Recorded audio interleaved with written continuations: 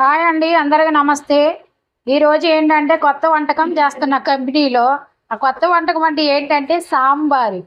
సాంబార్ ఏంటంటే వీళ్ళు ఎక్కువ తినరండి, కానీ ఈరోజు ఎందుకో చేద్దాం అనుకున్నా. సాంబార్ పొడి అన్నీ తెప్పించా. కాకపోతే మనకి సొరకాయ, అదే దోసకాయ అవి ఏం లేవు. ఇదేంటి ఉన్నాయి, ములక్కాయ ఉంది, టమాటా, ఉల్లిపాయ, పచ్చిమిరకాయలు, క్యాప్సిము, బంగాళదుంప అనమాట. ఇది వెరైటీ సాంబారు. అంటే దీనికి చింతపండు వాడట్లేదు నేను. వీళ్ళు చింతపండు తినరండి, అందుకని చింతపండు వాడట్లేదు. వీటితోని నేను సాంబార్ తయారు చేస్తాను ఈరోజు. మరి ఏమంటారో ఏమో, తిన్న తర్వాత కానీ తెలియదు. తర్వాత అనుకో బాగాలేదనుకో ఏమంటారు తెలుసా?